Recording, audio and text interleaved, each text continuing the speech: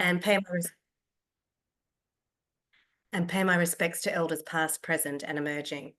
Australia is a nation founded on genocide, and we must continue to make amends. As we discuss an alternative defence policy, I'd like those tuning in to consider the disproportionate effect of the current defence policy on First Nations people, on their land, sea, communities, skies and customs. My name is Kelli Tranter. I'm a lawyer, patron of IPAN, and was the chair of the IPAN People's Inquiry exploring the case for an independent and peaceful Australia a while ago now. And I proudly took on those roles because IPAN's vision, aims and mission align with my own.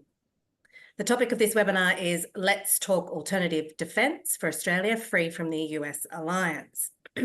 Understandably, both the topic and the speakers have generated a great deal of interest, and I thank you all for joining us. The subject is particularly timely with the world undergoing rapid geopolitical reconfigurations as US policies and actions and strategic vacuity leave allies wondering whether they're true allies or just expendable military and economic lackeys.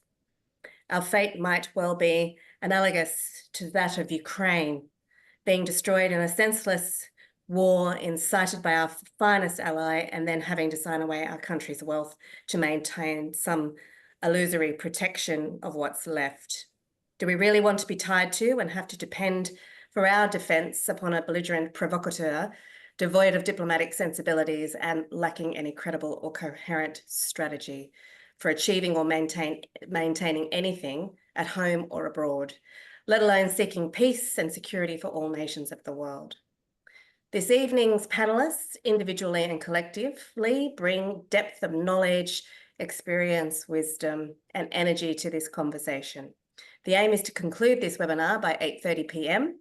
because our speakers and yourselves, no doubt, have other commitments to attend to.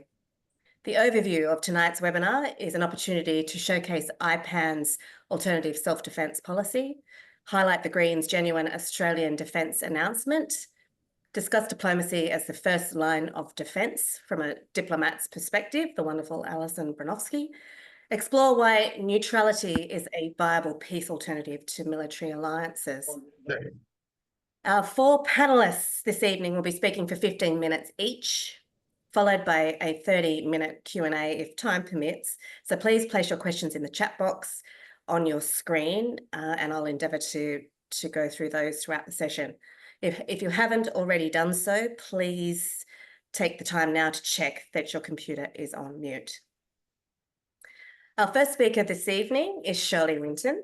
Shirley is a founding member of the Independent and Peaceful Australia Network, established in 2011.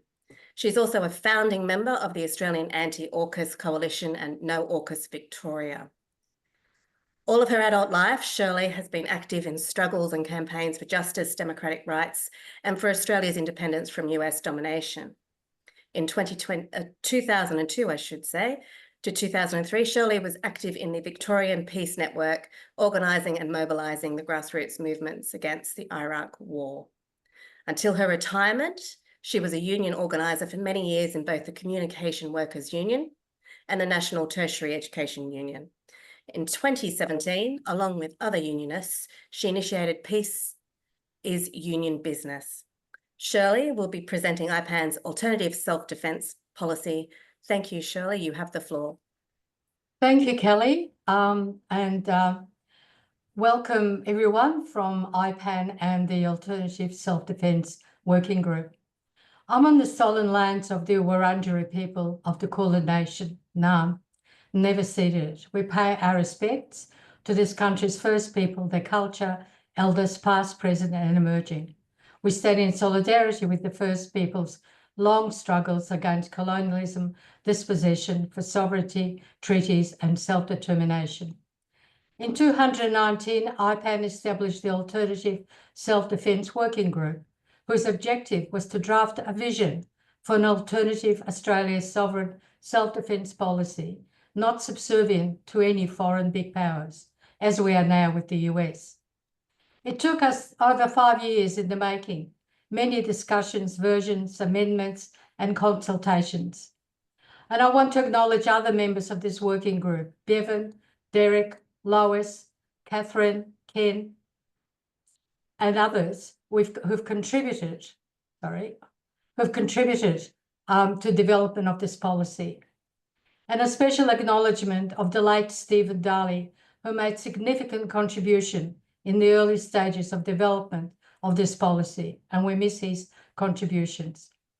We dedicate this vision of an alternative sovereign self-defence policy in an independent and democratic Australia to his memory and his dedication to struggle for an independent and just Australia. This proposal presents an alternative to Australia's present defence policies, which are integrated into the US and its military policies. It should be made clear from the start that the full implementation of this alternative self-defence policy could only be achieved in an independent and democratic Australia with an independent foreign policy. We also want to emphasise that this policy is not a blueprint, but sets out broad general principles. Specific details can only be determined in a generally independent Australia. However, we should start now laying the foundations for sovereign self-defence. In our view, the main obstacle to implementing a truly sovereign self-defence policy that upholds peace and justice is the stranglehold of the US-Australia alliance on this country militarily, economically and politically. Self-defence of Australia's sovereignty and independence started with the frontier wars and the First Peoples' armed resistance to British colonial invasion, annihilation and violent dispossession of their people and country in 1788.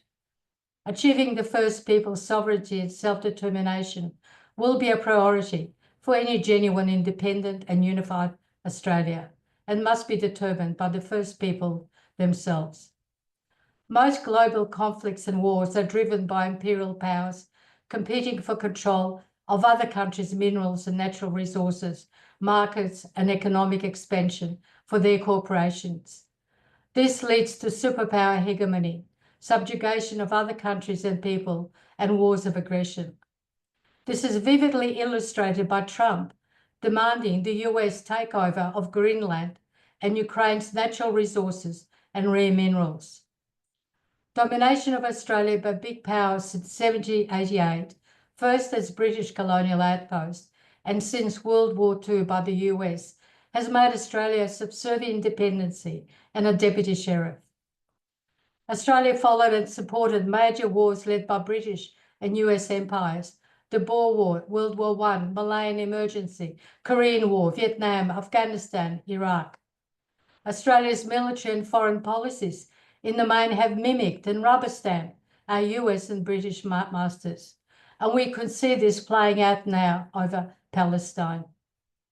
It's becoming clearer that the US-Australia military alliance and the ANZUS Treaty serve the global US military and economic hegemony and its imperial plans. The proliferation of expansion of US bases, military facilities and alliances, AUKUS, Pine Gap, Force Posture Agreement, US Marines, joint military exercises, taking over Australia's military facilities and constructing new facilities operated by the US military, is a testament of Australia now becoming an expanded major US military base and a launching pad for US war with China. On Friday, 9th of May, Australia's Defence Department announced wide-ranging expansion and large-scale importation of US weapons, explosives, rockets, radioactive and toxic material into ports in Victoria, Northern Territory and Queensland, transported and stored across the country. This is the Force Posture Agreement that Australian governments had enthusiastically signed up to. Self-defence in a truly independent Australia would not be beholden to any foreign power. It would seek to resolve hostilities and differences between countries in our region by peaceful means. Diplomacy will be the first line of defence, based on mutual respect for sovereignty and equality between countries and peoples. It would oppose big powers' military domination in this region and develop peaceful relations with other countries and people. It would embrace a policy based on the principle of non-nuclear armed neutrality. Non-alignment could be a step towards neutrality. Non-nuclear means Australia would not participate in the nuclear weapons arms race. And neutrality means that Australia would have no involvement in any imperial powers' foreign wars. It would prevent Australian territory from being used in such wars and in war preparations. This necessarily means removing all foreign military and intelligence bases on our soil. This neutrality would not be isolationist. On the contrary, it would involve active involvement in promoting peace with justice and opposition to wars of aggression. Independent Australia's defence and foreign policies would oppose and condemn oppression, invasions, and wars of aggression, for example, that's currently taking place in Palestine. Neutrality would prevent Australia being used as a proxy in a war between big powers, as Ukraine is now. According to 2 national opinion polls in 2023, a clear majority of Australians favoured Australia keeping out of a US-China war and be neutral should war break out between the superpowers. Armed means having the capacity to effectively militarily defend Australia's sovereign territory against aggression. The primary role of the Australian Defence Force, the ADF, would be to safeguard Australian territory and its waters within Australia's 200 nautical miles exclusive economic zone, including the area surrounding its offshore territory. Within this zone, the ADF would act solely in defensive mode and not act as aggressively outside of it, either by itself or jointly with any foreign power or an imperialist war pact like AUKUS. Non-aligned means forming no military alliances or agreements with superpowers in wars of aggression, occupation and invasions, as we did over Korea, Vietnam, Afghanistan, Libya, Iraq, Ukraine, Palestine. Australia will find more security by joining the non-aligned movement. Independent Australia will promote cooperative and mutually respectful relationships with other non-aligned countries, particularly those in our region, for example, Indonesia, Malaysia, and Laos. The alternative self-defence policy we're proposing would require an Australian Defence Force that serves the Australian people only, to uphold and defend our sovereignty and independence, not be dragged into US-led wars compelled by the US alliance and AUKUS. Australia's defence and military are dependent on US technology and military-industrial complex. Presently, Australian defence members are serving under American command on US ships and submarines and leading some of our defence departments. A truly self-reliant national defence will require a redesigned ADF and cease being a military force enmeshed and subservient to the United States or any other big power's imperial interests. Australia should not be drawn into territorial disputes and conflicts between countries, between powers. Australian troops would not be sent to fight in overseas wars of aggression, invasion and occupation of other countries. We would not participate in foreign wars between superpowers or assist in colonial occupation and suppression of other peoples and countries, as Palestine and is happening in Palestine and Philippines. However, Australia would contribute to United Nations genuine peacekeeping and humanitarian operations as its contribution to regional and global peace.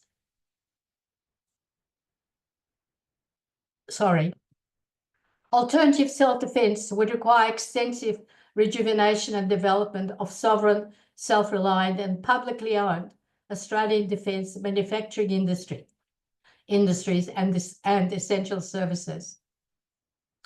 Where necessary, defence systems and material will be sourced from other sovereign nations with similar defence and foreign policies to our own of non-aggression. A publicly owned defence industry in an independent Australia would exclude foreign arms manufacturers and arms dealers who presently dominate Australia's defence industries and sections of the economy. Corporations such as Lockheed Martin, Raytheon, Boeing, Thales, Albert, and others exercise extensive influence over Australia's defence, and foreign policies, and the procurement policies of officials in the Department of Defence. Public ownership of our defence and manufacturing industries in a generally independent Australia would put an end to profiteering by multinational weapons corporations and military industrial complex, raking in trillions of dollars in profits from wars. Australia's publicly owned sovereign self-reliant defence in an independent Australia with an independent and peaceful foreign policy would end the manufacture and export of arms to belligerent countries invading and occupying other countries, oppressing their own people and others. Example, currently sending arms to Israel in the massacre of Palestinians. It would end the growing influence and integration of weapons corporations into our schools and universities through heavy sponsorships and resourcing curriculums and research in Australia's underfunded public education. Changing and maintaining Australia's natural sovereign self-defence will require conscious support and involvement of the Australian people.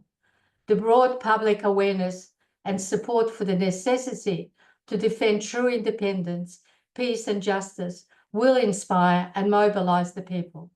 Conscription will not be necessary. In an independent Australia, self-defence is not confined to military service and includes civil defence with significant part-time emergency reserves. This collective public consciousness will extend to organised and coordinated voluntary natural disaster service. Conscientious objections to participating in any war will be respected and made a legal right. And we can start taking steps today, moving towards sovereign self-defence and independence. This involves mobilisation of Australian people from all walks of life into an informed, broad mass movement, campaigning for peace against Australian involvement in any US-led war with China, cancelling AUKUS Pillars 1 and 2 and nuclear-powered submarines, terminating forced posture agreement, closing Pine Gap and all US military access to facilities in Australia. And finally, we hope this webinar and IPAN's vision for an alternative self-defence will stimulate and broaden the ongoing public discussion and inspire more to join campaigns against AUKUS, the US military bases and forced posture agreement, and for an independent, peaceful Australia. So we also encourage you to read a full alternative self-defence in an independent Australia. The link is in the chat. So please read it. This is only a short summary of the full policy that was developed over the last 5 to 6 years. Thank you. Thank you, Shirley and IPAN for this very fine work. The aim for independent agency for Australia to freely make decisions in any direction and not beholden to the United States or anybody else. And the non-nuclear, armed neutrality ties in quite nicely, I think, with our next speaker, who is Senator David Shoebridge. I hope he's online. I know he's jumped from another webinar. David is a member of the Australian Greens and was elected to the Senate as the party's lead candidate in New South Wales at the 2022 federal election. His portfolios include justice, including Attorney General, drug law reform, firearms, territory rights, and the National Anti-Corruption Commission. Defence and Veterans Affairs, digital rights, home affairs, immigration, citizenship, and multicultural affairs. I would also add that he is one of the most effective questioners in Senate estimates, and we're very lucky to have him there to help hold the government to account in relation to defence and foreign policy issues. David will be speaking on the Greens' new genuine Australian defence policy. David, if you're there, you have the floor. I am, and thanks very much, Kelly. I hope you can hear me. I want to start by acknowledging I'm coming to you from Ngunnawal and Ngambri land down here in Canberra.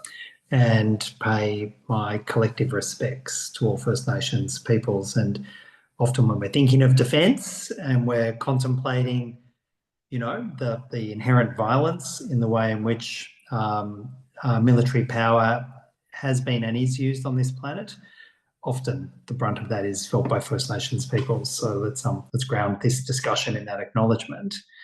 I also really want to thank IPAN for putting this together. And not only this is not just a thought bubble from IPAN. As Shirley has articulated, IPAN, its membership, has been engaging on the issue of what it would look like for Australia to have a total rethink of our defence policy, so that our defence policy had a concept at the core of it of human security, not just weapons and defence. And how would you layer that to deal with climate justice, climate security, diplomacy, relationship, and where would a military force fit in a rethinking of Australia's defence policy? And obviously critical of that is when we're talking diplomacy and we're talking international relations, how should we see the US alliance in our defence makeup? And I want to just make it clear, I've been very grateful for the kind of thought work that the IPAN has done in helping reshape the Australian Greens defence policy and put some, I think, some real substance to it as a genuine alternative to the tripe that's been served up by both Labor and the Coalition.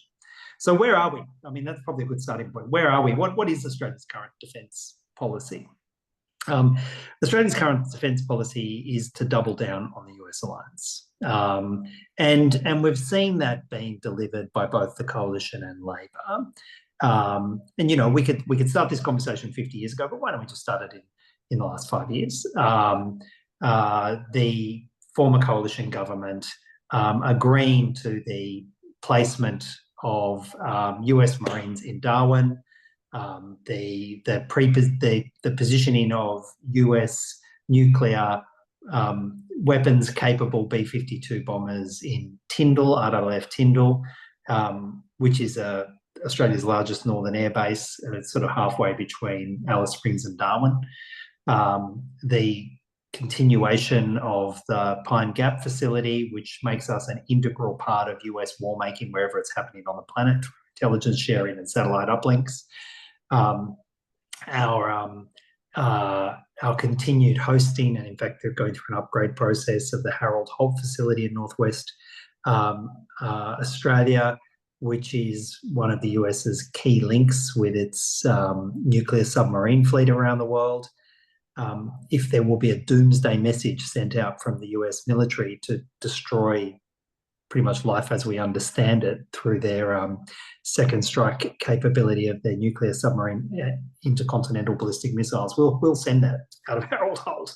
And perhaps most strikingly, we're now seeing the reality of AUKUS and this doubling down on AUKUS and the nuclear submarine project, which I will unpack in a little bit of detail. But you know, much of that is kind of fantasy land that Australia will get nuclear submarines through some cooperative arrangement with the United States and the UK, and we're dropping, you know, potentially in the next 4 years, tens of billions of dollars on that. We've sunk already more than $10 billion in that. We currently, last time I checked, Kelly, we have naught submarines. My prediction is in the mid-2030s, we will have naught submarines. By the end of the 2030s, we'll have naught submarines. But anyhow, we're spending hundreds of billions of dollars on that, and why and how, and I think we can articulate that. But one of the things we will have under AUKUS, and we'll have it by 2027, is a US nuclear submarine attack base on Garden Island, which is just off Fremantle and Perth. And currently Australian taxpayers are spending $1.7 billion to build a 5-berth forward base for US nuclear attack submarines just off Perth. And the idea is we will host, I think this is the polite term, 5 US nuclear attack submarines just off Perth, and we're spending $1.7 billion to do that. This absolute not just for kind of maintaining the status quo with the United States, but we are doubling down on the United States just at this point in history, where they clearly have become not only an incredibly unreliable ally, but a downright dangerous ally to have even a short-term bet, let alone a multi-decade-long bet in the form of AUKUS. We see them threatening to make war on their NATO allies in Europe, you know.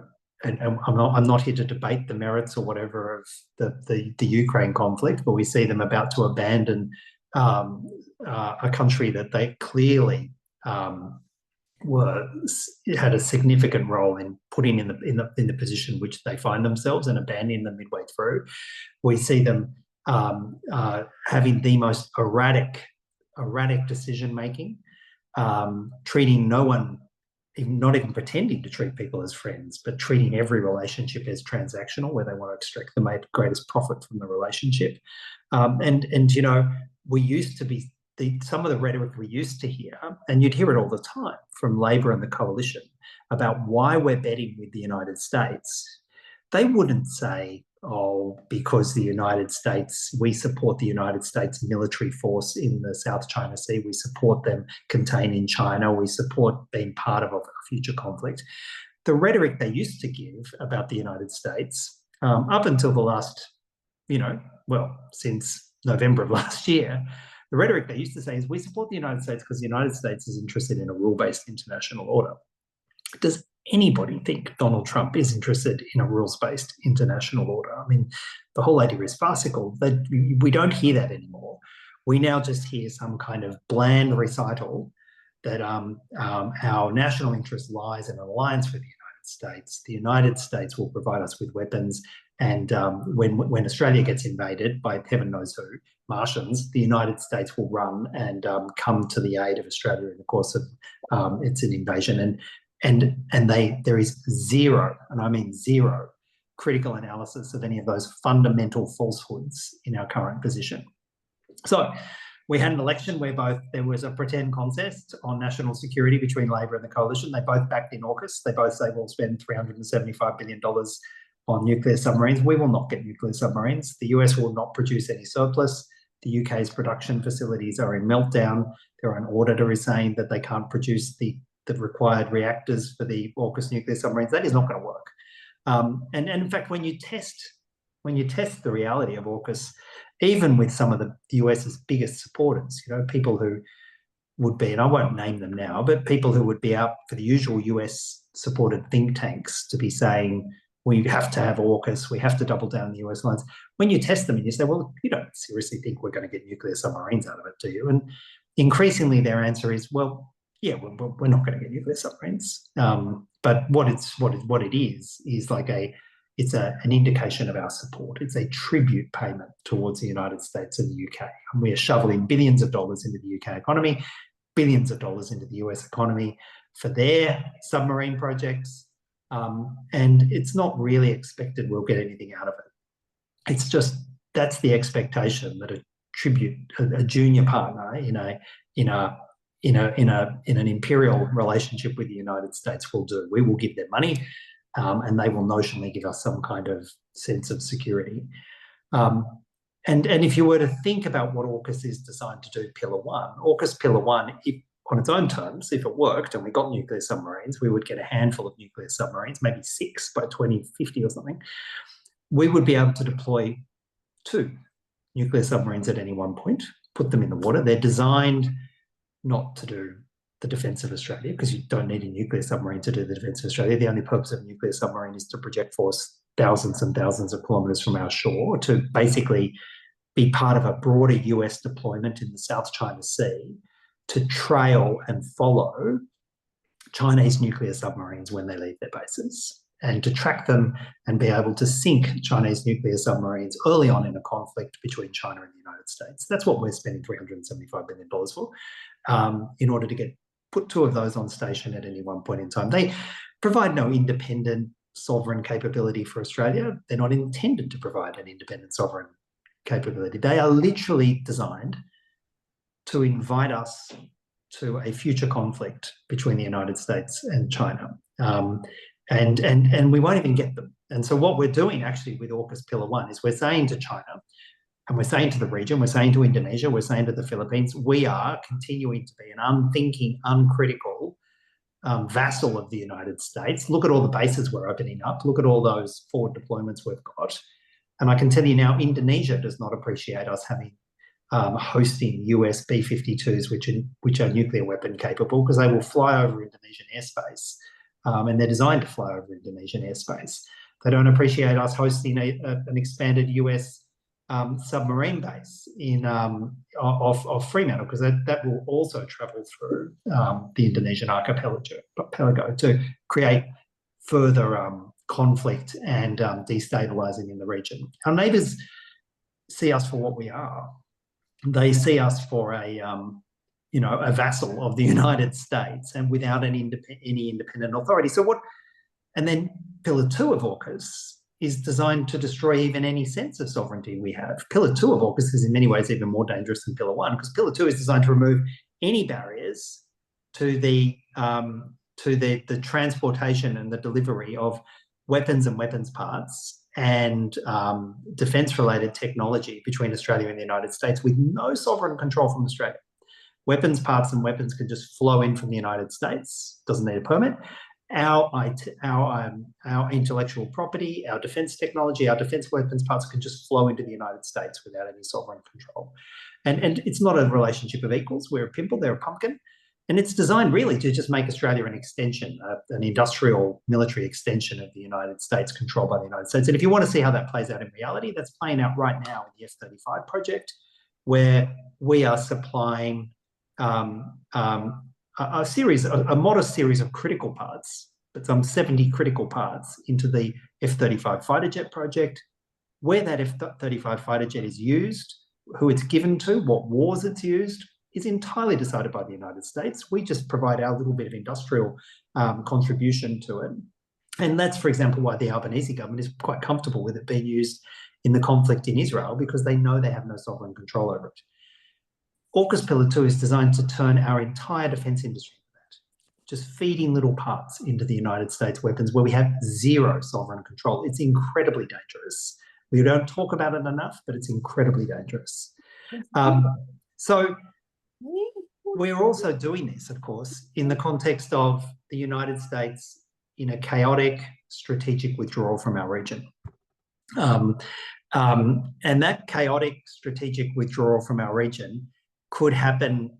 It could happen in a month. It could happen in 3 years. It could happen in the next parliamentary term or the parliamentary term after it. But we know. My screen's gone a little strange, Kelly. I don't know if that's happening more broadly. No, we can see you, David. We Okay, can good. hear you and see you. Okay, great. That's happening. The relative economic and military power of China and the United States in our region is on a fundamental shift. And nobody in Canberra or Russell, which is the defence headquarters, is refusing to even pretend that that's real.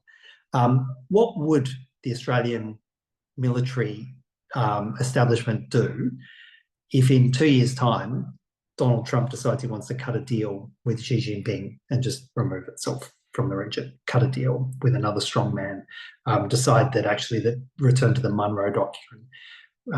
What would we then say to our neighbours if we were totally flat-footed by a chaotic US withdrawal from the region? We would go cap in hand, looking like a sort of lost, tragic child looking for a home. Wouldn't it be far better if we took control of our own destiny? If we recognise these fundamental shifts are happening, we start talking about what those fundamental shifts happen, and we say, as IPAN is saying, let's go for a policy of non-aligned independence. Let's create a defence force in Australia that's not designed to just be a part deployment of a US weapons, a US deployment in our region or in Iraq or in Afghanistan or wherever the next Australian government wants to send troops as part of US deployment. Let's actually entirely remove ourselves from those kind of global wars. Let's actually build bilateral relationships with our regions. Let's reinvest the bulk of that AUKUS money, the overwhelming bulk of that AUKUS money, in building climate security, investing in bilateral relationships with our region, keeping coal and gas in the ground to keep our Pacific neighbours strong and healthy. And let's recreate a defence force that removes us from those global weapons supply chains, the exact opposite of AUKUS Pillar 2. Say we don't want to be part of Israeli weapons supply chains. We don't want to be part of UK, US, French weapons supply chains. We don't want to be part of a global weapons industry. We are going to have a modest sovereign controlled defence industry which does not export, which produces defence equipment to defend Australia. And you can do this. It is well within our industrial capacity to vigorously defend Australia, but in such a way that we're not able to project force against our neighbours. We have a credible defence policy. It's the kind of thing the Australian public has been asking for. You ask the Australian public, do you want a defence force designed to be a little part of the United States to go to war against China, our major trading partner, and somebody who has no actual territorial designs against Australia? Overwhelmingly, Australians say no. You ask that same question in Parliament and they say, absolutely, that's exactly what we should be doing, and we should double down on it right now while the United States is totally chaotic. That isn't a kind of dissonance that can last long, I think. And what I'm really grateful for IPAN for doing is trying to break that ridiculous wall in Canberra, actually articulate what an alternate defence policy is. I've been grateful for their intellectual input and their courage, and that's why we're also very grateful to be here tonight. Thank you so much, David. Before we move on to our next speaker, Dr. Alison Broinowski, I'm wondering if you might just confirm what public response by either opponents or members of the Greens or members of the public in relation to the defence policy that was put out before the Greens' defence policy before it was, I think it was put out before the last election. If you had any feedback about that or strong opposition, so that it can shed some light on what the issues were. Well, the overwhelming broad response was a sense of relief and gratitude that there was an adult in the room actually recognising the utter disaster that is AUKUS and trying to reposition Australia's defence policy to actually look after our national interests and not just feed it into a part of a US war machine. I mean, that was the overwhelming gratitude and sense of, like, thank God someone's finally had the courage to say it. And, you know, in terms of communicating with the public and individual members of the public, extremely strong endorsement for it to the extent they heard about it. You know, there was a lot going on with a federal election. There were elements, I mean, the Victorian Socialists, for example, aggressively attacked it and I think utterly mischaracterised it as being the Australian Greens want to sort of create a whole lot of drones and you know, unethical warfare. And I think some of that may have been a genuine mistake. I think some of it was a deliberate political mischaracterisation of it. What I found was when we talked people through it, even those who initially said, oh, I'm a bit troubled, you know, why would the Greens ever want to spend any money on building any weapons platform at all? The answer is the Greens' defence policy is not to abolish our defence force. So we say we should have a defence force, but it should be designed to defend Australia and not threaten our neighbours. And once you have a defence force, you have to provide some equipment for the defence force. Otherwise, you just have a collection of individuals. And when you say to people, well, our experience of the horrible genocide in Gaza and Australia's complicity in the two-way trade with weapons in Gaza, we literally buy weapons from Israeli weapons manufacturers that have been tested, and they sell them as tested on Palestinians and tested in war on Palestinians. We buy those weapons as part of a deeply unethical global trade. We feed in weapons parts into platforms like the F-35 fighter jet, and we're part of this global weapons supply chain with the United States and the UK and others. We said, well, we learned from that we absolutely want to get out of those toxic global supply chains. And if you want to get out of the toxic global supply chains, you don't want to be a part of that appalling global industry, and yet you're honest about your policy about having a defence force which is equipped to defend Australia. Well, then the answer comes, you need to have a modest sovereign-controlled, Australian-controlled defence industry that will enable us to do that. And, part of what defence experts say in the space is they say that the balance of forces between offensive weaponry and defensive weaponry in the world, has been demonstrated in Ukraine and other conflicts, is massively in favour of defence. Like it is with a relatively modest outlay, you can provide really coherent a defensive force, which to overcome, particularly over a distance, would create, the resources you have to invest, given Australia's geography, its natural defences, the resources any adversary would have to invest to seriously in any way threaten Australia if we had a credible defence force is so asymmetric to anyone's benefit that we absolutely can defend ourselves without having to rely upon a great and powerful friend, and we can persuade the Australian public of that. Now, I would love to be in a world where we don't need a defence force, and we should be aiming for a world where countries don't have defence forces, where our region can have a radical disarmament. We don't live in that world at the moment, and we wouldn't persuade the Australian public of that as a credible outcome. But we can persuade them of this, really comprehensive shift, and it involves being serious about answering those questions. Thank you so much, Dave. And on behalf of many people, I'm sure, I'd like to thank you for your very public comments on the public broadcaster in relation to Gaza. And I know that it brought a lot of welcome relief to hear a member of Parliament, a politician, supporting what's right, what we all believe to be right, international law, international humanitarian law. And I don't believe for a second the Greens took a political hit for taking that very strong stance on Gaza. Yeah, thanks, Kelli. Sorry, that's my 5 minutes worth. We have to move on, but thanks again to you for your advocacy on Gaza and other matters. We're moving on to Dr. Alison Broinowski. Alison is a former Australian diplomat, academic, author, board member of World Beyond War and Australian for War Powers Reform. Alison joined the Australian Foreign Service in 1963 and then alternated between living and working in Japan, Burma, the Philippines, South Korea, Jordan, Mexico, and the US. She's the author or editor of 14 books and many articles on Australia's interface with the world, particularly Asia. Her books include Howard's War, 2003, and Allied and Addicted, 2007. After 1996, she taught and researched international relations at the ANU, Macquarie University, and the University of Wollongong. She lives in Sydney, Australia, with Richard Broinowski, who I did see online, a former Australian ambassador. I welcome you both, Richard and Alison. You have the floor, Alison. Thank you.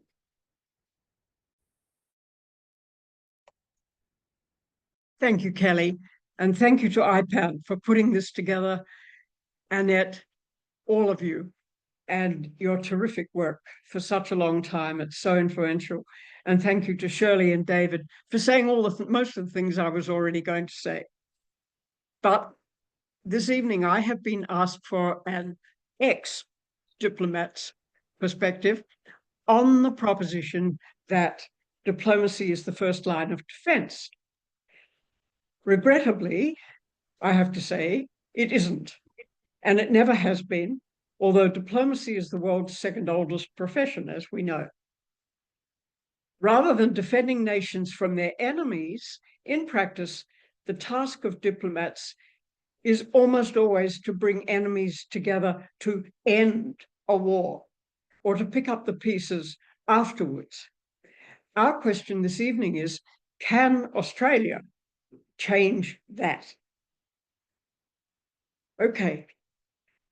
In the days and years after a war, diplomacy has its best opportunity. So, for instance, the Treaty of Westphalia in 1648 that ended the 80 Years' War between European countries, the League of Nations, the Geneva Conventions that followed World War I, which was supposed to end all wars. It didn't, but their successors were the Nuremberg trials and the United Nations after World War II, giving us the Universal Declaration of Human Rights, the international courts, the conventions against genocide and apartheid, conventions banning various means of warfare, and international agreements aimed at ending nuclear war have been followed by environmental and climate conventions. And all of these represent years of diligent diplomacy backed by public pressure and political will whenever it was available. But the UN has for years faced mounting criticism, not just from Americans who see it as supporting the interests of unelected dictators around the world, but from people elsewhere who want the UN to be dismantled and replaced, or at least reflect their interest in the modern world, not those of the victors of World War II. Many Americans incorrectly believe that they pay for most of what the UN does and resent the influx of world leaders to New York every year for the UN General Assembly. When asked how many diplomats work there, the wits say about half. And when asked what difference it would make if the UN headquarters lost 6 stories off its building, US Ambassador John Bolton declared none. He then went on to demolish a reform program that diplomats had patiently put together for years in time for the UN's 60th anniversary. Bolton is said never to have seen a war he didn't like. So much for diplomacy.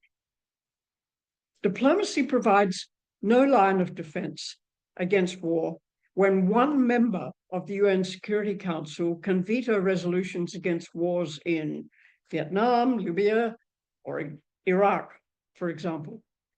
The US did not practice diplomacy then by supporting wars of choice and aggression. Israel's ambassador to the UN was not practicing diplomacy in the UNGA last year when he shredded a copy of the UN Charter. He was supporting genocidal war. Josep Borrell, who was the European Union's High Representative for Foreign Affairs and Security Policy from 2019 to 2024, said nothing. Then, this month, having retired, that former Spanish diplomat condemned the US and Europe for their complicity in ethnic cleansing in Gaza and Israel, for violating the laws of war and using starvation as a weapon against the Palestinians.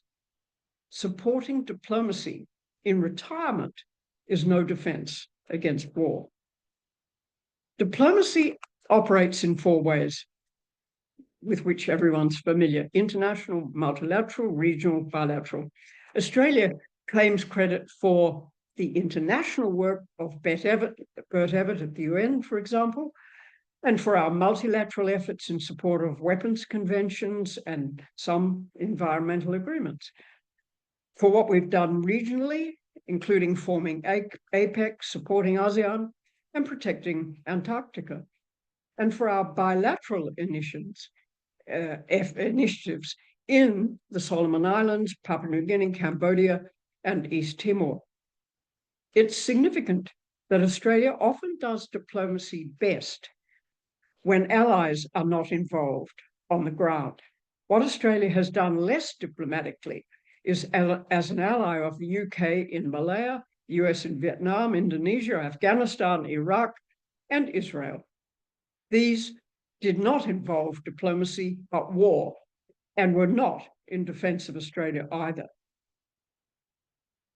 Diplomacy is exercised by and between sovereign independent nations. Australia, an alliance addict, has always been hesitant about independence, and that has reduced our diplomatic effectiveness. By signing ANZUS in 1952 and allowing the US access to Pine Gap in 1966, and then to many other bases, Australian governments have diminished our sovereignty, security, and diplomatic influence. The Forced Posture Agreement of 2014 allowed unimpeded access to Australian airfields by US combat aircraft and bombers that may be nuclear armed, and to Australian ports by US naval vessels, including nuclear submarines. The AUKUS arrangement, sorry, I've got to go back here a bit, subjects Australia to the will of US strategy in the Indo-Pacific region and obliges us to mortgage payments for its dubiously deliverable submarines. US personnel are now in place in the Australian Defence Force and intelligence services. Australia has designated critical mineral producers as suppliers to the United States, and weapons manufacture by both the US and Israel has increased in Australia. No Australian leader will reverse these long-standing practices and claim independence and neutrality, armed or unarmed. The last one who tried lost government in 1975. Ideas about non-alignment discussed by some Australian diplomats and academics in the 1950s and 60s were not even considered before or after this month's election. Australians are left with the faint hope that our highly unreliable US ally will abandon AUKUS and maybe even ANZUS. If Trump does so, he could release Australia to build sovereignty and independence and rebuild diplomacy with our regional neighbours as respectful, collaborative equals. Only as a non-aligned sovereign nation, as has been said today, can Australia make diplomacy its first line of defence, as our ASEAN neighbours do. For that to happen, we will need to invent the independent foreign and defence policies that Australia has never had.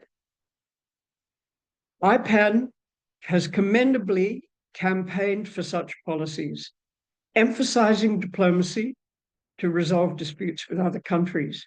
It identifies 3 initiatives for Australia's new government: sign the treaty for prohibition of nuclear weapons, get out of AUKUS, and terminate the US-Australia force posture agreement. I would add, as Shirley has said, end the lease on Pine Gap, which was what Gough Whitlam was about to do in 1975. Now, with a Labor government re-elected with a record majority, it's time. Thank you.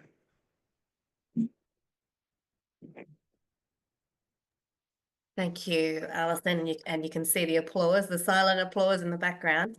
I just wanted to, before we move on to a pre-record for Dr. Pascal Lottaz, I just wanted to, I found this quote today that was in a piece, and I wanted to tease out whether you agree with it. Given the polls in relation to various countries about their attitude towards the United States and the United States being a reliable ally. We've seen a decline in support for the alliance here with the Australian Institute poll. We've seen a decline in France and I think in the UK as well. And now this quote was, "The United States does not set the terms of global politics alone. It created a system of global rule that depends critically on the enthusiastic support of democratic allies.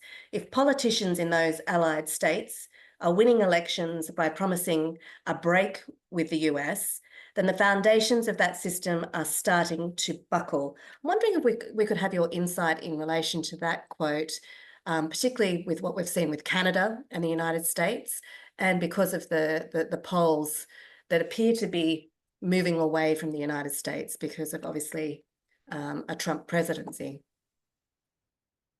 Well, the foundations are certainly buckling. They were buckling even before Trump, who is not the first to have run the sorts of ideas that he is now running more aggressively than some of his predecessors. But it isn't new. The whole idea of the United States calling the shots for the entire world is now so out of date that many countries, as you've said, are turning to other alternatives. And this will increase as it becomes clear that China, for instance, is going to survive this tariff fight, while the United States is going to impoverish itself and find itself in all sorts of trouble, no matter how much they back away from it. And we can't be sure how much that will be until at least August, because the United States policy is dominated by a man who changes his mind as often as he changes his red tie.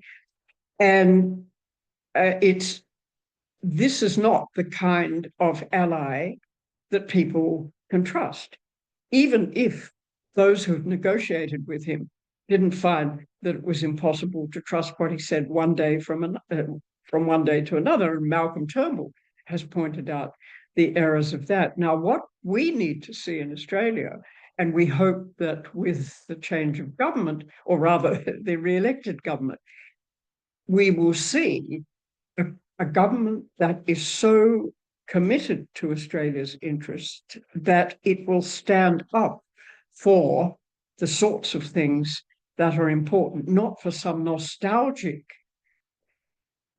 dependence upon a United States which cannot be relied upon to defend us, or if it did, would only be defending its own bases on our territory to our detriment.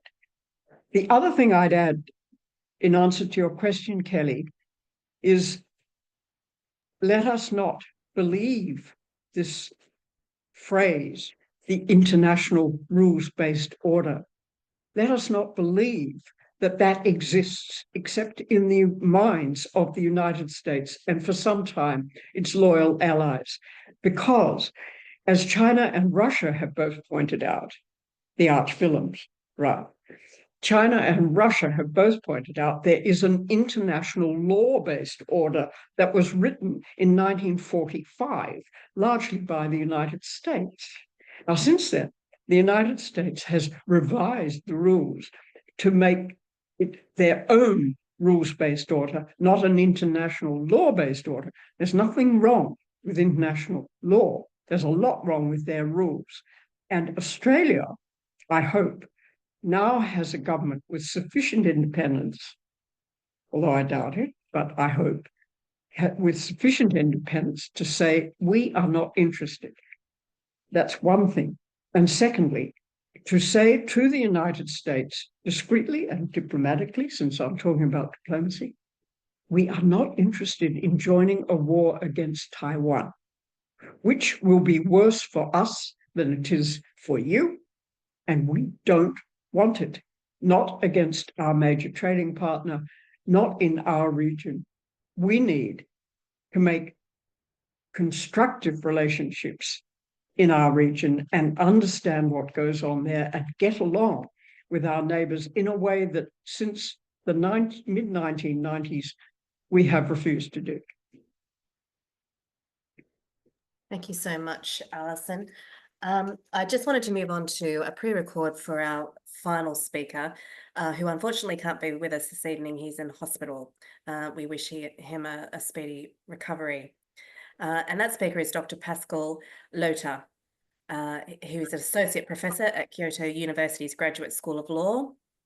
He researches neutrality in international relations and directs the network Neutrality Studies, which I find very interesting. I managed to catch some of Pascal talking in a podcast this afternoon, and it's well worth checking out. So I'll hand over to Ross to set up the recording of Dr. Pascal Lottaz speaking.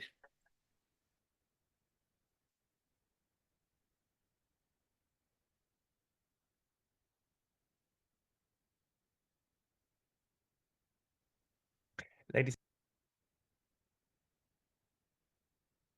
and gentlemen, hello. My name is Pascal Lottaz. I'm an associate professor at Kyoto University, and where I study neutrality in international relations. And I would like to thank the organizers of this event today. And I sincerely apologize for not being able with you in real time, at least In video, I can maybe talk a little bit about the implications of the neutrality proposal and for the defense policy of Australia that you've got, and that's what I would like to focus on to discuss with you a little bit this idea you've got. And I must say it's a wonderful idea, and it's a very straightforward idea that Australia should naturally not be aligned or not be in a military alliance with any other state, but care about its own military and security defense while not isolating itself from the rest of the world. And I think the IPAN proposal for an alternative self-defense policy makes this pretty clear. One of the things, the pillars of the proposal is, of course, to have a non-nuclear and armed neutrality. The proposal correctly talks about this as being a standard for many neutral countries. In fact, especially the permanent neutral countries in Europe of Switzerland or Austria, those are the kind of standard models for an armed neutrality with a military. In the case of Australia, it would of course be also with a large and very important navy, and by large I mean always. And military capabilities need to be adjusted to the actual threat level a state faces, and Australia, with its very, very beneficial geopolitical position, really wouldn't need to be militarized to the teeth, right? Because I must explain here that neutrality as a security policy is an alternative, of course, to the alliance system, and forming an alliance rests on the logic that the logic of the big stick and big carrot. What do I mean with that is that by pooling resources, states increase their threat level to the outside, and in the most benign version, they remain with the threat and they never go outside, they never attack other countries. Unfortunately, what we have seen in the recent past is that NATO and other alliance members of the West have repeatedly used their military capabilities in order to fight wars abroad outside their immediate military territory, the territory that they claim to be defending. We just need to think about the Iraq war, or we need to think about the way that NATO states implemented the no-fly zone in Libya to see that these military alliances very easily can become offensive alliances in order to subdue outside rivals. And of course, in the Iraq war, this was not a NATO war per se, but it was a war of the coalition of the willing of states closely related to this military alliance. And this is something that easily happens. It easily happens that if you're part of a formal military alliance, that you're sucked in to causes that have nothing to do with the primary purpose of the military alliance. In international relations, we call that phenomenon entrapment. It is easy for states to get entrapped in the military affairs of others if they are closely integrated. Now, in the case of Australia, what you're proposing at IPAN is to create a defense policy that by default excludes such military posturing. So this idea of the big stick, right, of being able to threaten everybody else, and you propose to exchange it with what I call the small stick and the small carrot. So by the way, the big carrot would be that if you play along, then you get all the benefits from being a friend of the alliance, and that can come with a lot of very lucrative economic deals as well. But then if you use the other strategy, the neutrality strategy, as you're proposing here, then the suggestion is that, okay, me as a neutral state that defends itself at home alone without coalition partners, what we are doing is we are not threatening any kind of potential adversary with great pain and with the ability to strike them at home. What we are proposing is that if the adversary tries to come to us and actually tries to invade us, we still maintain the capacity to inflict considerable hurt on the other one, right? So if an attack happens, we will defend ourselves, but we will defend ourselves alone, and we will maintain the capacity we need in order to inflict substantial hurt on the other one. Will this be enough to overwhelm all and any force that anyone can ever threaten on you? No, it won't. But let's remember, also in alliances, it is not impossible to defeat alliances. Just look at how the First World War worked out. This was a war of alliances, and all alliance partners on all sides got dragged into it and suffered horribly. So alliances are not a guarantor for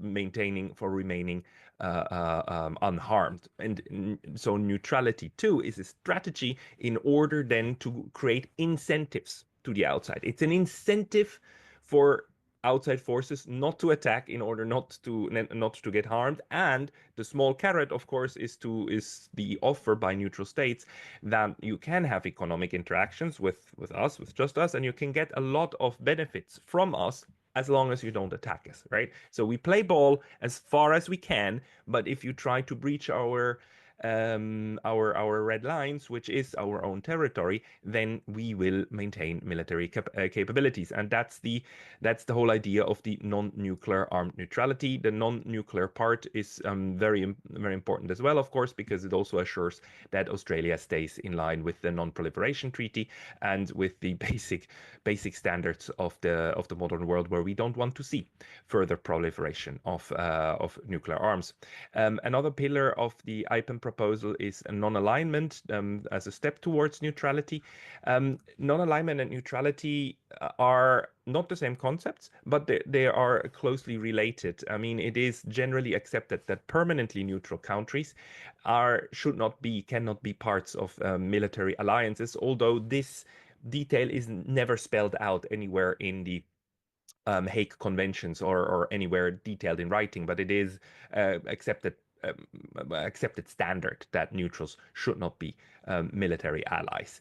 So but by creating a foreign policy that calls itself non-aligned, this would definitely be a step towards then achieving also neutrality during times of war of others, right?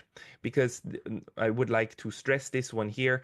Neutrality doesn't mean that you remain untouched by conflict. I think it is very important to recognize that conflicts of other states always create pressure in the system and create pressures that also affect the neutral state. So in this little graphic here that I created, I usually explain this as follows. We've got neutral state A, we've got belligerent 1, and we've got belligerent 2, and the mutual relationship between the two belligerents is one of war, unfortunately. But the fact that both belligerents maintain a working relationship with neutral A, so B1 has a working relationship, B2 has a working relationship, and that relationship is one of peace. These states are at peace with each other. That's very essential, right? This constellation creates the problem that, of course, both B1 and B2 will try to put pressure on neutral A to be more neutral on their side, right? To help them more, because they will accuse the other one of being evil and whatnot, and try to increase pressure. And the neutral always needs to make it clear to its two partners that it is neutral toward the primary conflict. It's not neutral toward them, it is neutral toward the conflict. And it will maintain a working relationship with both. And neutrals always have the hardest time in the world to make belligerents understand that the beef that these two belligerents have with each other is between them. It's not the neutrals' problem. But this is very essential, and this what I call a conflict constellation creates pressure points. It creates very severe pressure points on a neutral, and this is where the neutral needs to defend its position. And what I mean by defend is usually defend politically, if necessary, defend militarily as well. And fun fact, if a neutral actually takes military measures against the incursions on its territory by a belligerent power, in order to prevent that from happening, that's under international law not even regarded as an act of war. It is it's a necessary thing to do for the neutral in order to maintain its neutrality. If a neutral does not fend off illegal incursions of its territory, and in the case of Australia, that would also include its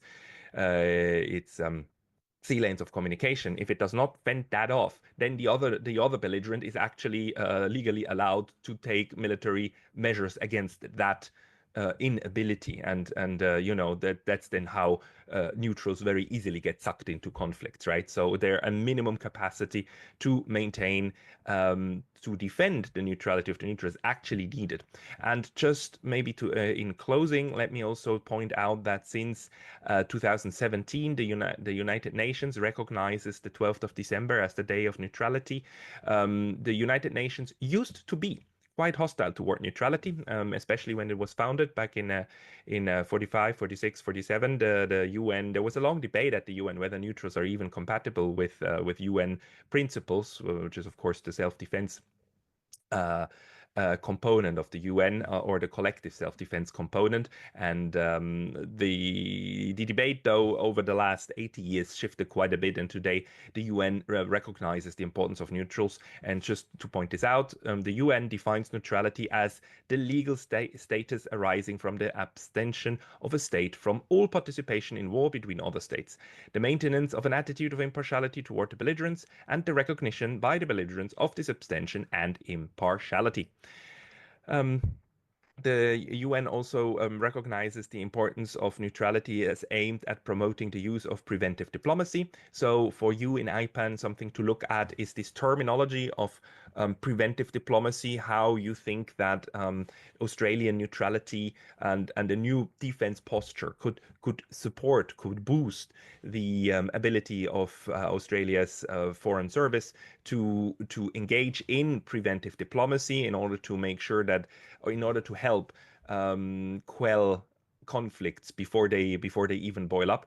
There are a lot of problems with this, of course, because the structural impact that the neutrals can have on foreign conflicts always depend on the willingness of the belligerent parties to actually let that happen. And you know, what we're seeing in Ukraine is a situation in which one of the two sides even proactively try to undermine the neutrality of Ukraine, and successfully undermine the neutrality of Ukraine. And I'm not speaking about the Russians, I'm speaking about NATO countries, which really worked over time for many years to make sure that that neutrality is nothing that Ukraine would ever have to promise, or that neutrality actually went away. They had a neutrality clause on their constitution until 2014, but that was then revoked, which is really a pity, and which is one of the reasons why this proxy or implementation war is currently taking place on the territory of Ukraine. But for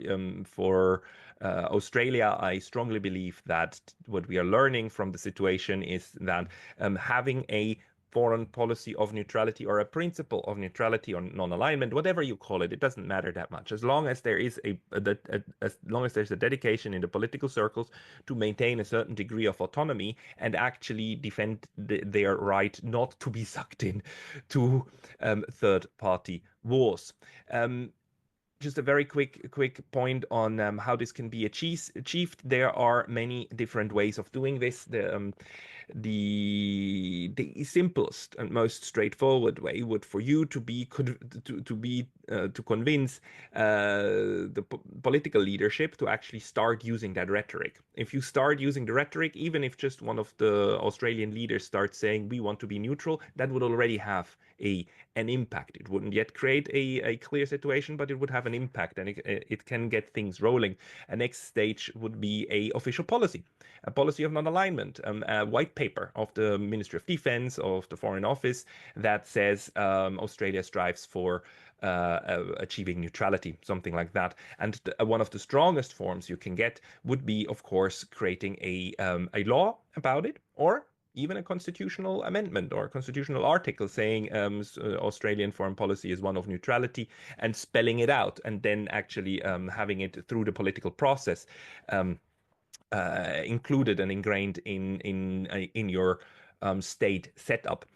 Some people then will argue, oh, but that has no force under international law. It needs to be recognized by international law. That is nonsense. If you declare it, then it will become a reality, because other states will notice it. And international law, just, war is outlawed under international law, and it still happens. Some people even argue that's why neutrality is actually also a thing of the past, but that's not true. War remains a reality, and so does neutrality. If you declare it, you already do everything you can, and on a higher level, you might then even try to get not guarantees, but recognition by states, by third parties, that they recognize your neutrality, either at the UN, as the Turkmens are doing, or at bilaterally with states. You demand some form of recognition, or please send us a letter saying that you take note of our declaration of neutrality. And with this said, those are the steps that can be taken. There are various forms. And just one more fun fact: even if you don't declare neutrality under international law, if war between third states breaks out and Australia doesn't take part in it, it automatically is categorized as a neutral, and the laws of neutrality start applying. This is also important to know. So you can also pressure your politicians by saying, like, look, we just don't want you to join all the wars, and if you don't do so, then the laws of neutrality apply, and we demand as a pressure group that you live up to it. And my time is over. I leave you with this. If you have any questions, please write me an email. I'm happy to be in touch with all of you. Thank you very much.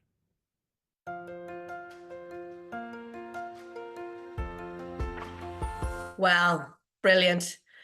I think, David, that might put the onus on the Greens to perhaps float the neutrality term, because obviously words matter. And the second thing I'll say about Pascal's presentation is that's something that should be presented to school students in every school, because he explains that succinctly and really points out the fact that alliances don't necessarily keep people safe, and sort of flies in the face of nuclear deterrence. So I'll throw that into your lap, David. I'm sorry. I'm conscious of time. It's 8:17. So I'll be as brief as I can. Look, I think actually, we've just had an election, right? And there's now been, I was very hopeful we'd have a more complex parliament, which would actually open up opportunities for these kinds of debates. But we've kind of got a binary downstairs with a Labor majority, and thankfully, though, the Greens are in the balance of power in the upper house, and in some ways, weirdly, our political power, at least in that regard, has been probably even marginally strengthened in terms of our Senate thing. But the problem we have, of course, in Parliament is you'll see both Labor and the Coalition every single time the US alliance is challenged come in together to create a supermajority to shut any other alternative voice down. But I think, one of the tasks, we're going through, obviously after every election, all portfolios are reconsidered and all of that, but I would hope to be a part of this ongoing conversation. My hope is that we actually have a much richer ecosystem outside the Parliament, where we have the debate the Parliament is refusing to have on, the Australian public can see that attaching ourselves to a kind of, spectacularly collapsing US global alliance system is not in our interest. They can see our trade and increasingly human-to-human contacts with China and our region, how that is actually our future.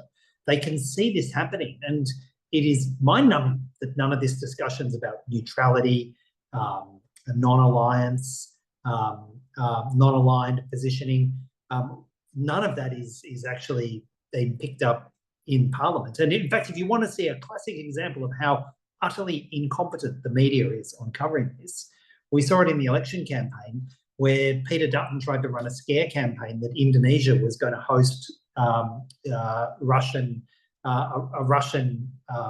bombers in Indonesia.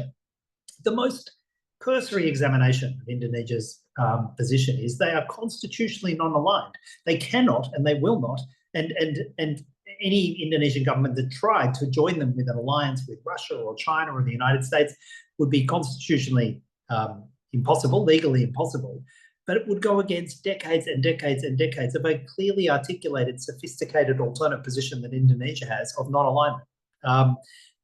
We don't actually have to go very far to find countries that are engaged actively in a position of non-alignment. We could go to Indonesia and have a look at how they are dealing with a complex world.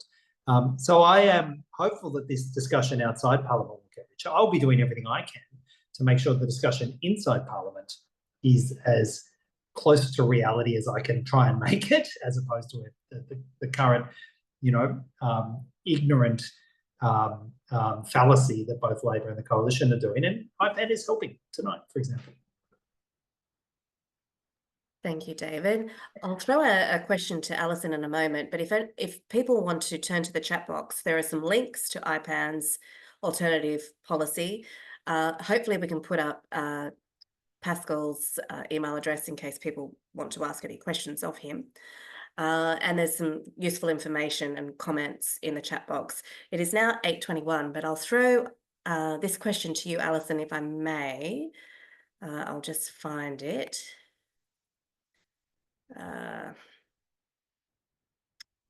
What is the nature of the hold of the American military machine on the Australian political establishment? Probably not an easy one to answer, but Alison, would you like to have a go at that?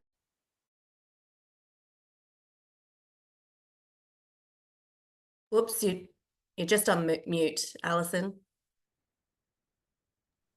Okay. I just said thank you, Kelly, and thank you to everybody who have put such good questions in the chat, which we obviously won't all be able to deal with all of them adequately. But it certainly indicates from that sort of response that we're getting that people understand it, they get it.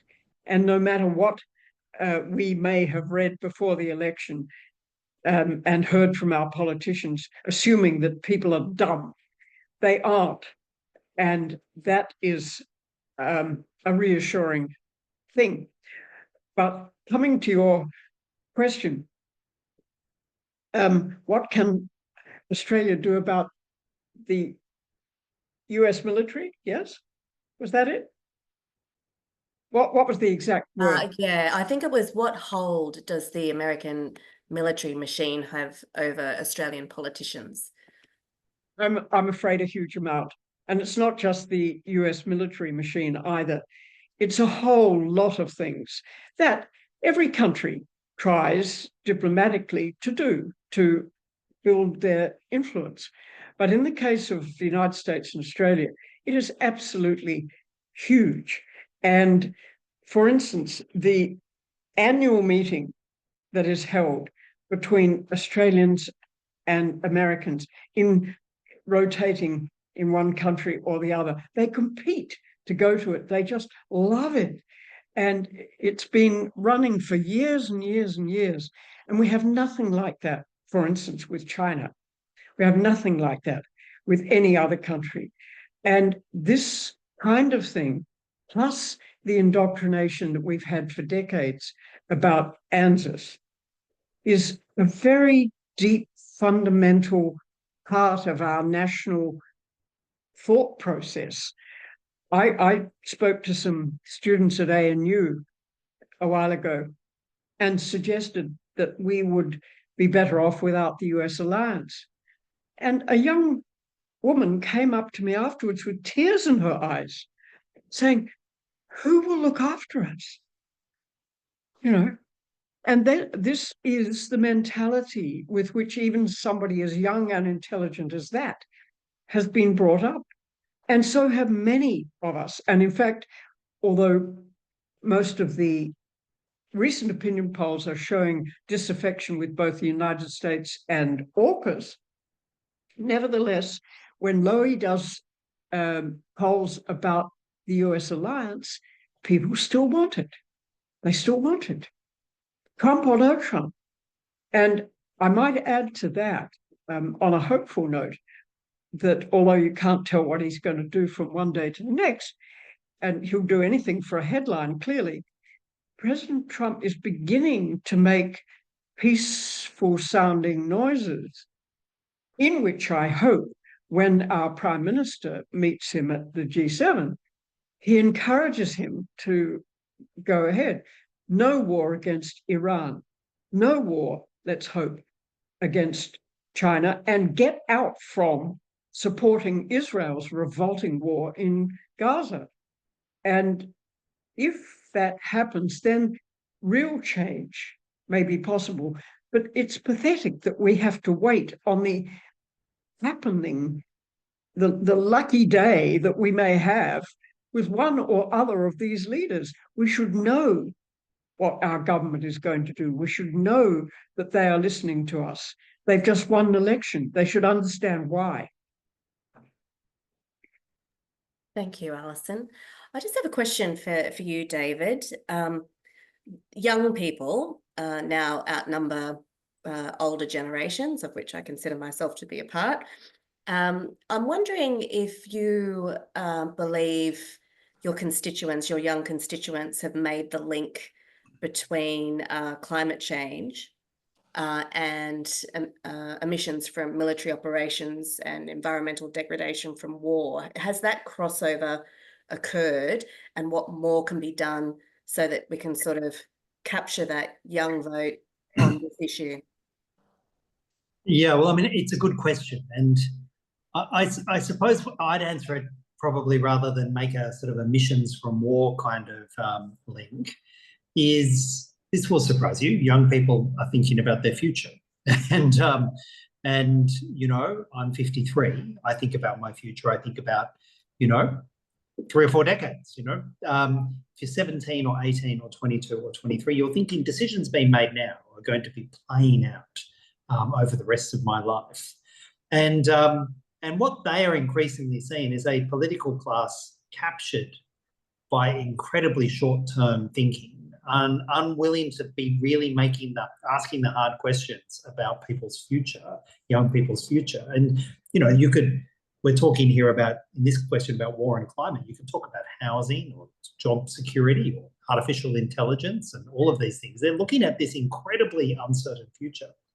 And if you're 19 now, you know, Donald Trump isn't kind of some new thing on the scene. That's been around pretty much the whole time if you're politically engaged, you've been politically engaged. You've seen him in one form or another floating around. It looks like the United States doesn't look like a sort of stabilizing long-term friend. The United States looks like something fucking crazy that you can't quite work out why your current political leaders are putting all of their eggs in that particular basket. And when they think about their unstable future and they're thinking about they understand, young people understand climate isn't a political game, it's a game of physics. And you can't talk it away. You need to take action to remove it. They are increasingly making the links between the instability that climate is going to potentially throw in our society, in our region, international relations, large, you know, potential, you know, unplanned migration changes, destabilizing states. They are making that connection between that and potential militarization, and they see it as an incredibly dangerous future for them. And I do think that many young people are joining the peace movement now and fighting against militarism. They're also making the links with what's happening in Gaza and our role in that, you know, our role as a US ally in that, and they are making those links. And I think we are getting a new generation that fundamentally wants to challenge all of these elements because they know their future's at stake.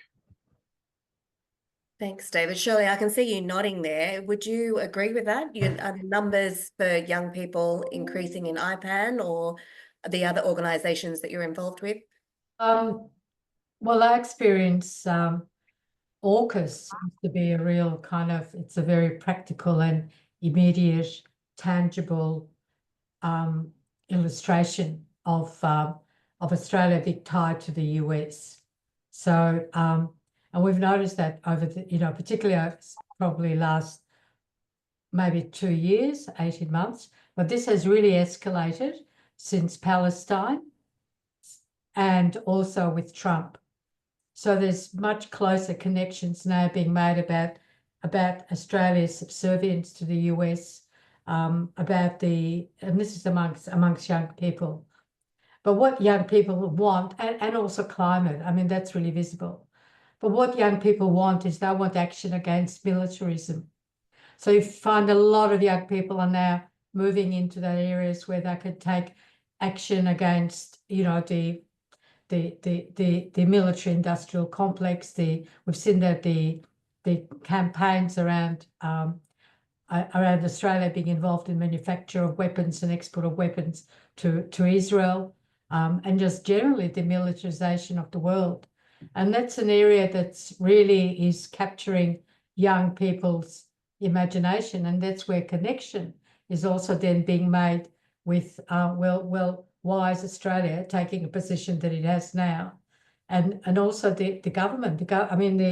I think that the Labor government is so exposed amongst the young people over Palestine and over AUKUS, and I think what David is saying is right. And there's more young people that are looking to solutions through the Greens, or informing their own sort of grassroots movements. I know that amongst the young people who are not actually organised in the Greens or IPAN or the Anti-AUKUS campaigns, within their own sort of cultural groups, there's a lot of discussion that's taking place.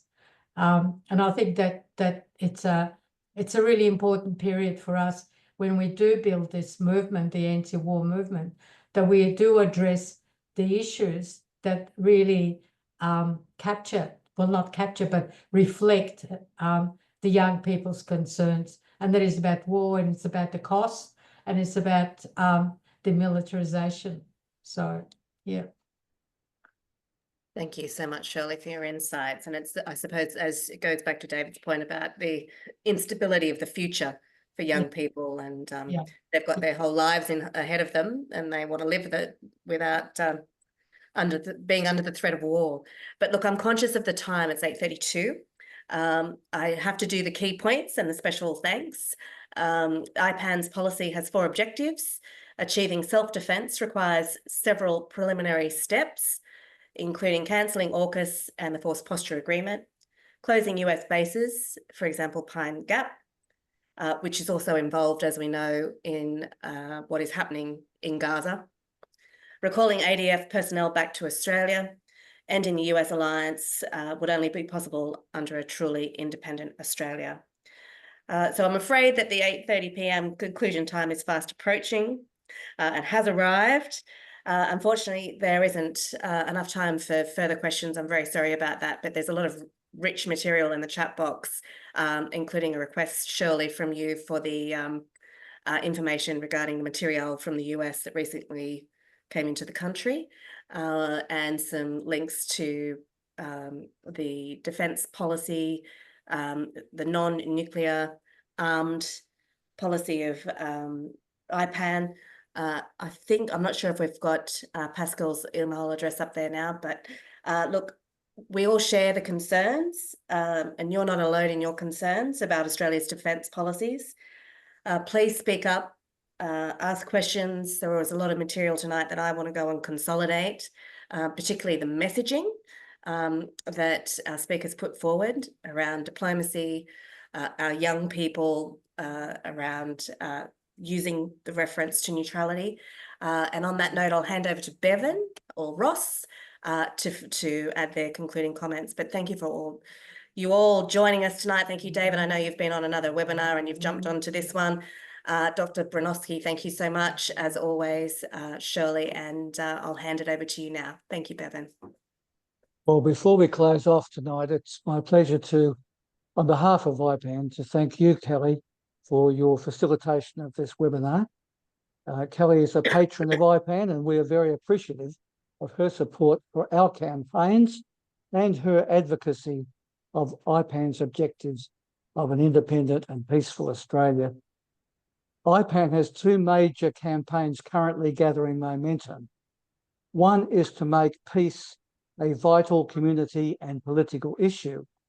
The second one is to gather support across the country for cancellation of the AUKUS agreement and termination of the forced posture agreement. Both would be steps towards independence and peace for an Australia freed from the US military alliance.